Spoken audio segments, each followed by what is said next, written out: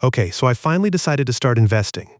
And I have to be honest with you, I have absolutely no idea what I am doing.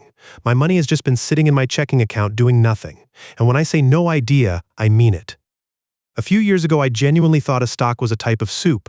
I thought the stock market was basically a casino for people in fancy suits. So I told myself three things to feel better about doing nothing. Investing is basically gambling. Investing is only for rich people, and investing is way too complicated for someone like me. Every single one of those turned out to be wrong, and I'm going to walk you through exactly how I figured that out. But first, here is the lesson that hit me the hardest. I thought keeping my money safe in the bank meant doing nothing. But here is the trap. Doing nothing is also a choice, and it quietly costs you because of a thing called inflation. Over the long run, prices have gone up by about 3% a year.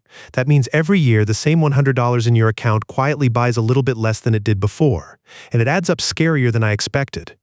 At 3% inflation, $100 of buying power shrinks to about $55 in 20 years and to about $41 in 30 years. Let that sink in for a second. Cash just sitting still loses roughly half of its value over a couple of decades. So the money I thought was safe was actually melting in slow motion. Okay, so I knew I needed to actually invest, and that is the exact moment the internet sent me my first villain. A guy promising to turn my few $100s into a fortune. He had the watch, the rented sports car, and the slick voice. Just copy his trades, he said. Day trade, jump on the next crypto moonshot, and 10 times your money by the end of the month. And I am not going to lie to you. I was tempted.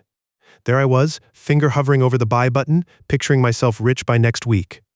This is the part where most beginners get burned. So before I clicked, I actually looked up the numbers on day trading, and what I found was a cold bucket of water straight to the face. Most day traders do not get rich, they lose money. In one study in Brazil, 97% of people who day traded for 300 days or more lost money. And in a Taiwan study, fewer than 1% of day traders reliably beat the market. So that dream of getting rich quick? It turns out that for almost everyone, that is mostly just a really fast way to go broke quick. I quietly closed the app and stepped back. Around then, a sensible friend of mine noticed I was about to do something dumb. She sat me down and said she would tell me the real secret. And honestly, I expected something exciting. Instead, she explained the most powerful and most boring force in all of finance. It is called compound interest. It is basically your money quietly making more money, and then that money makes money too. She showed me an example I will never forget. Imagine investing $200 a month for 30 years, earning an average return of about 7% a year. Watch what that turns into. After 30 years, that grows to roughly $244,000. And the wild part is, it starts slow, and then the curve goes absolutely vertical near the end.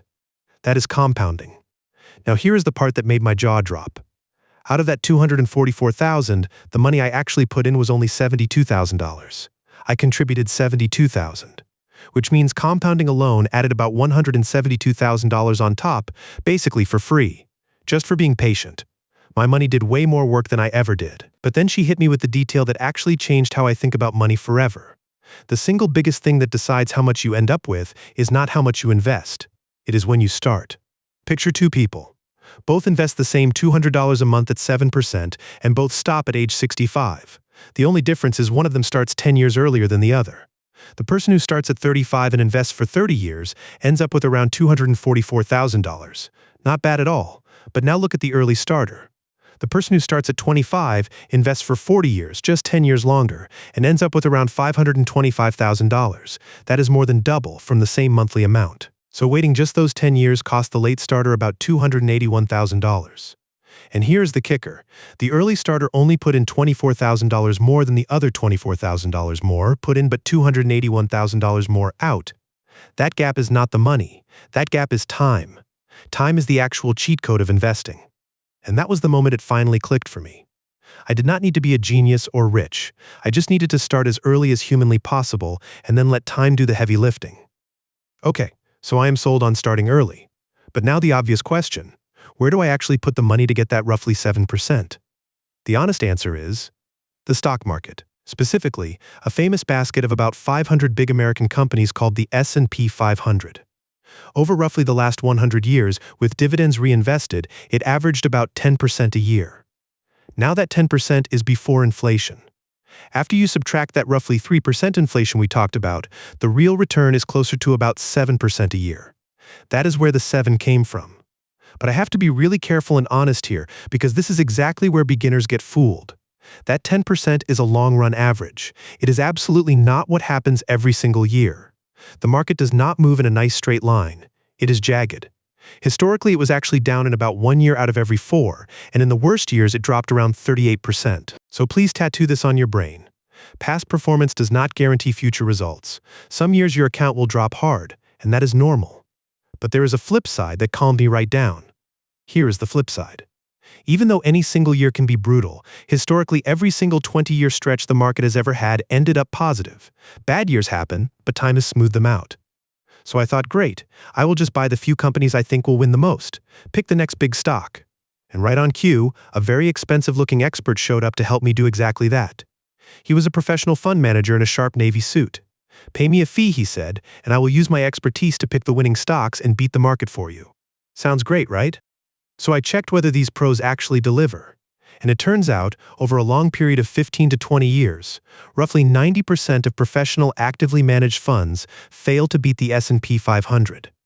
Read that again, because it floored me. Even the highly paid experts, with their teams and their fancy models, mostly cannot beat the simple market. So what hope does a clueless beginner like me have picking stocks? And this is where my friend introduced the single most useful idea I have ever heard. If you cannot reliably beat the market, then just buy the entire market. That is what an index fund lets you do. An index fund is honestly beautiful in how simple it is. With one single purchase, you own a tiny slice of all roughly 500 companies at once. No guessing, no stock picking, you just own the whole thing. And that simple move solves another huge fear I had, which is diversification. Sure, any one single company can absolutely go to zero. It happens. Companies fail all the time. That part is real. But here's the comforting part. While one company can go to zero, the entire market cannot all go to zero at the same time. An index fund spreads you across hundreds of companies, so no single failure sinks you. But then the fund manager in the suit reappeared, still wanting his cut. And this introduced me to the silent killer of investing returns. The thing nobody warns beginners about. Fees. A 1% annual fee sounds completely harmless, right? 1%, who cares? But because it gets charged every single year on your whole balance, over about 35 years it can quietly eat around 28% of your final money. The regulators even did the math. $25,000 invested for 35 years at 7%, paying a 1.5% fee instead of a 0.5% fee, cost about $64,000 in the end. And here's the kicker on fees. A typical index fund charges something tiny, like 0.03 to 0.2% a year. Those active funds with the suits often charge 0.5% to 1% or more. So a fee that sounds like a tiny rounding error can over a whole lifetime quietly walk off with around a quarter of everything you ever made. That one number alone changed which fund I picked. Okay, so I know what to buy. Now how do I actually buy it without panicking every time the price moves? The trick is something with a fancy name. Dollar cost averaging. It is way simpler than it sounds. It just means you invest the same fixed amount on a regular schedule, like every single payday, no matter what the price is doing that day. You set it up once, and then you stop watching the price obsessively. The clever bit is automatic. When the price is low, you buy more shares, and when it is high, you buy fewer. Just to be clear, this does not magically beat investing all at once. Its real superpower is removing emotion. But before you invest a single dollar, my friend stopped me with one crucial rule. First, build an emergency fund. Keep about 3 to 6 months of your expenses sitting in plain cash before you invest anything. And the second rule that goes with it. Do not invest any money you know you will need within about the next 5 years. Because the market can absolutely drop right at the worst possible moment, exactly when you need that cash. Okay, last big trap, and it is the one that gets even smart people. Once you are invested, your instinct will scream at you to sell when things look scary and to buy back when things feel safe. Please fight that instinct. Here is the number that locked it in for me.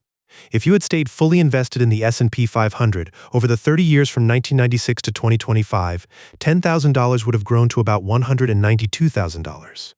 But if you panicked and happened to miss just the 10 best days over those 30 years, your result got cut to about $85,000. Missing 10 days out of 30 years chopped your money by more than half. And here's the cruel twist that seals it. Those best days very often come right after the worst days. So the people who panic and sell during a crash are usually the exact people who miss the huge bounce that follows. So the lesson is brutally simple. Do not try to time the market, and whatever you do, do not panic sell. Time in the market, just staying invested through the scary bits, beats trying to perfectly time it. So let me hand you the entire boring, beautiful plan I landed on in 3 simple lines. After all that drama, this is genuinely all it comes down to. It almost feels too easy. 1. Spend less than you earn. 2. Buy a low-cost index fund every single month automatically. 3. Then leave it completely alone for decades and let compounding do its thing. That is the whole secret. So here I am, a year later. Still no genius, still not rich overnight, but I finally get it. I started, I kept it boring, and I let time take the wheel. That is the entire game.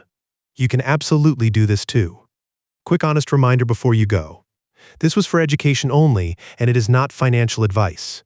Past performance does not guarantee future results. But the big takeaway stands. Start early, keep it boring, and just begin.